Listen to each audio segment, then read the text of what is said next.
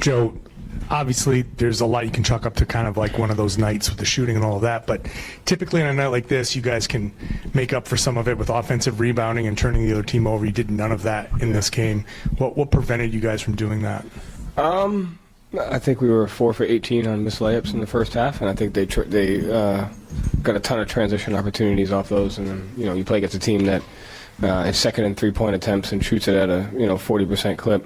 You have to be able to control the margins a little bit better, and I thought they did a better job of that.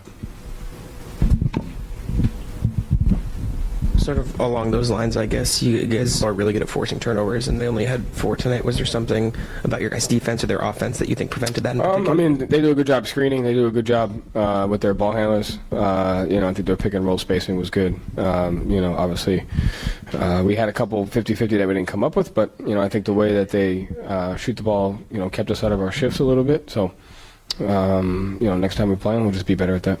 Was there something about their defense that you think... I mean, I know a missed layup is just a missed layup, but what about their defense led to some of the inefficiencies tonight for you guys' offense? Yeah, I mean, listen, we went 4 for 18 from layups, so I mean, I don't really know what else to tell you. Thanks. That was in the first half. We went 11 for 33, I think, in the game. Brought it up to like 33%. Joe, besides the 4 for 18, was there a point you looked and said, okay, we just don't have it tonight? Or did you have confidence that you could get it back? No, we just didn't have it tonight. Yeah, I saw that. Mm-hmm. And, when you don't have it, it's the first quarter, the second quarter. What can you do to try to change it? So I think, again, that's when you go opportunities like we had. We went with Luka early. He's a guy that's given us great energy over the course of it. You mix up lineups, mix up sub patterns. Just do what you can, manage that, get a certain number. But when you don't, you just have an understanding of that's how it is, and you move on to the next one.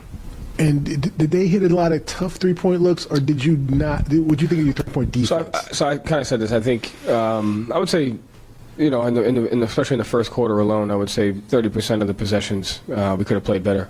But 70% of those came off missed layups and poor offense. And they play really, they play at a certain pace, especially when you're missing, in 5-on-4. So I'd say 30% of the possessions we need to be better, and the rest. Inefficient offense and missed layups, puts you in 5-on-4 at the other end. Joe, Nimi came out early in the first quarter. They were looking at his knee. Yeah. Do you know what happened on that? How is he? No, he's good. That's why he just came out, checked on, and then he was good to go from there. Yeah. Last question, Bella. Joe, not to hammer home on the missed layups, but when you see that, how much of that is the wrong read, and is it to you, I know there were some that kind of rimmed out, but is that to you the worst thing that can happen offensively is the wrong read being a missed layup? Live ball turnover, I think, is number one. We had a few of those, but it's not anything. It wasn't good or bad. It just is what it is. We didn't make them, and I think that was the tale of the first half. Is where they capitalized on our missed possessions on transition.